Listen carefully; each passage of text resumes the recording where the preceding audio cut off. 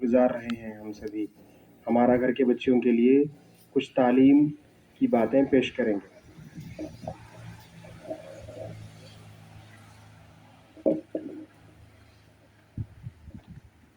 السلام علیکم. عزیزان گرامی جو یہاں ڈیس پر بیٹھے ہوئے ہیں، ان لوگوں کا اور میں آپ تمام کا بھی، جو میرے طالبات ہیں، میرے بچے ہیں،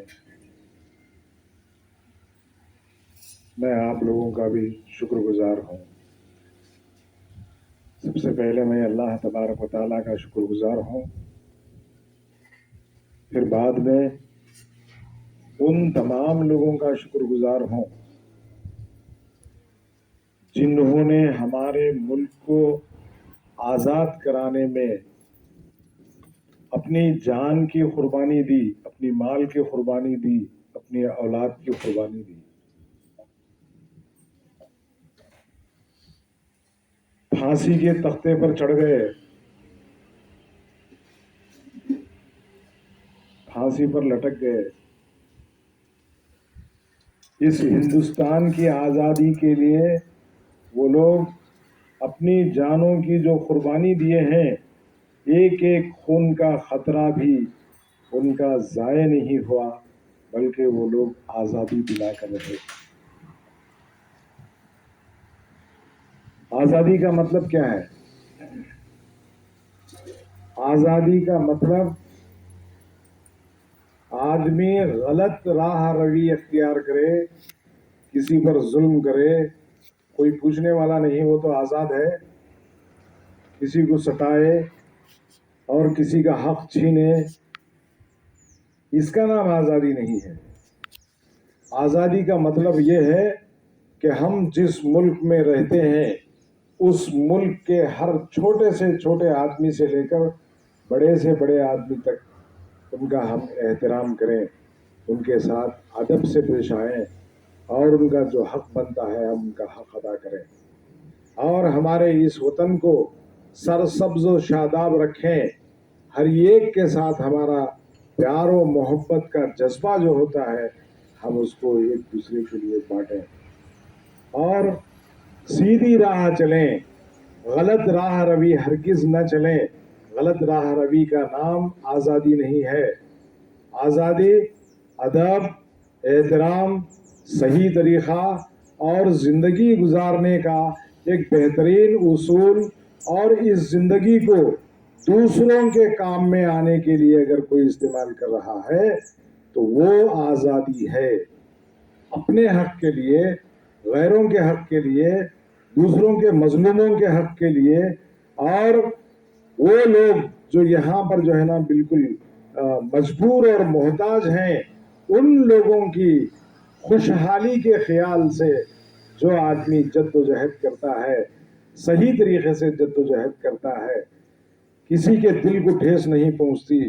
ہمارا جو ہندوستان کا جو آئین ہے، جو قانون ہے، اس قانون کے خلاف بھی نہیں ہے، تو وہ صحیح معنوں میں آزاد ہندوستانی ہے. اس طرح کی کوشش کرنا آزادی کا مطلب یہ ہوتا ہے. آزادی کا مطلب یہ نہیں کہ آدمی ایک دوسرے پر ظلم کرتا رہے، کوئی کچھ نہ بولے. آزادی اخلاق، بہترین اخلاق کے اظہار کا نام آزادی ہے. ایک دوسرے کے حقوق کی پہچان اور ان کے حق کی ادائیگی کا نام آزادی ہے.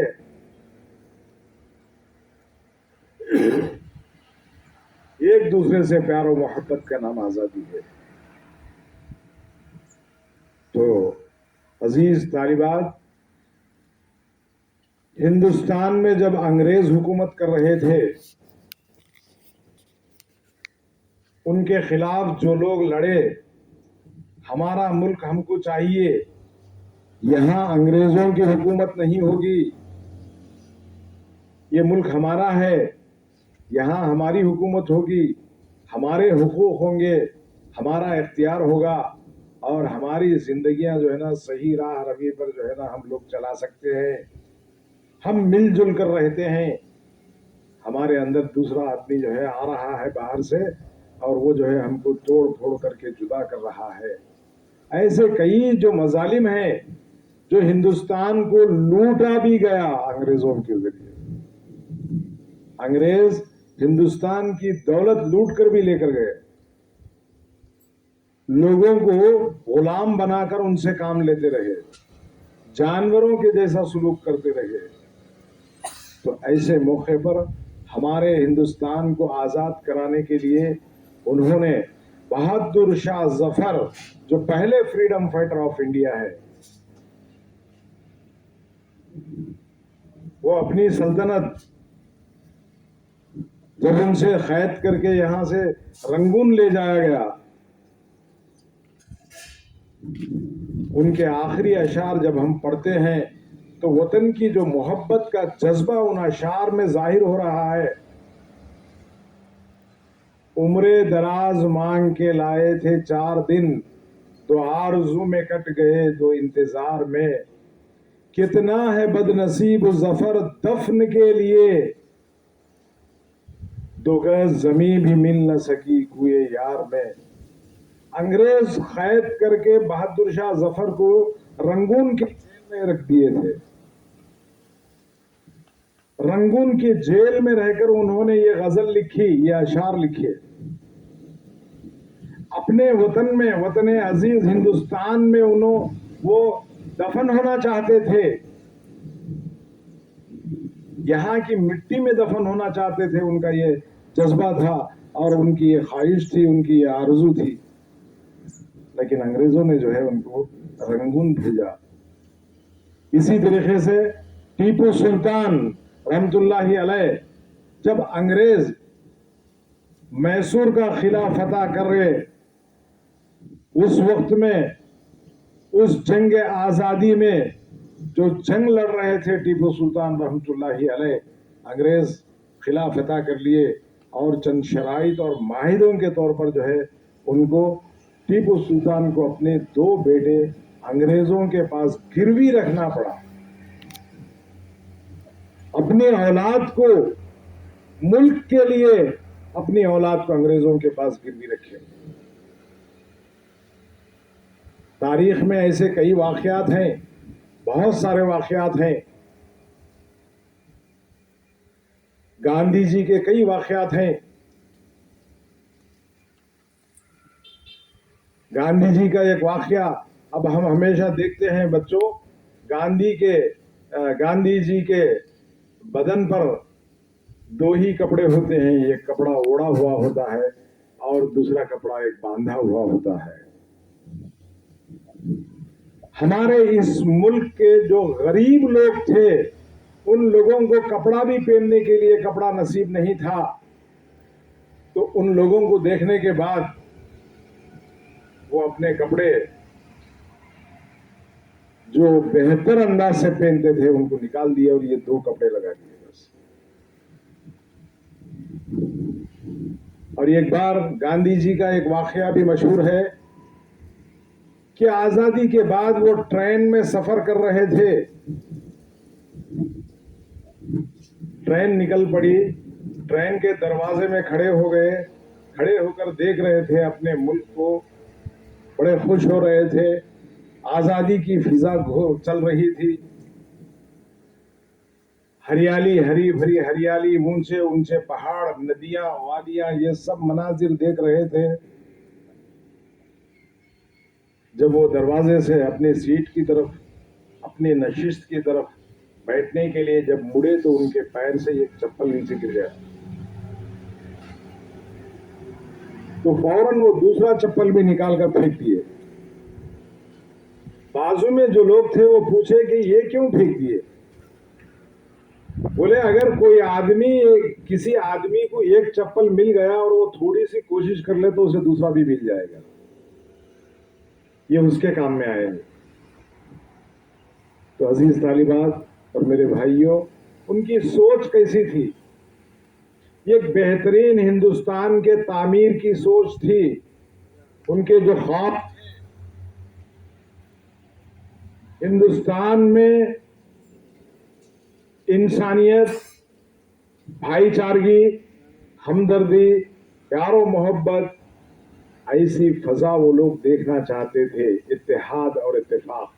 جبکہ ہندوستان میں ایک ذات نہیں، کئی ذات ہیں.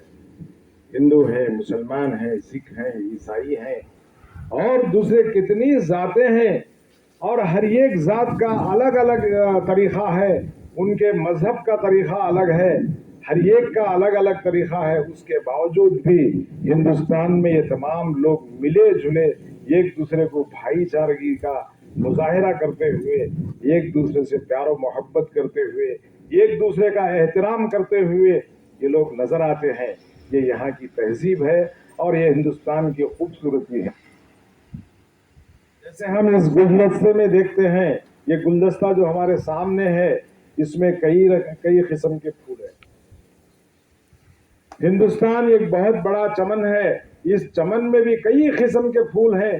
ہر پھول ایک خوشبو دیتا ہے، اور یہ تمام خوشبوئیں جب مہک جاتی ہے تو یہاں کی زمین اور یہ مٹی جنت کا گمان پیدا کرتی ہے.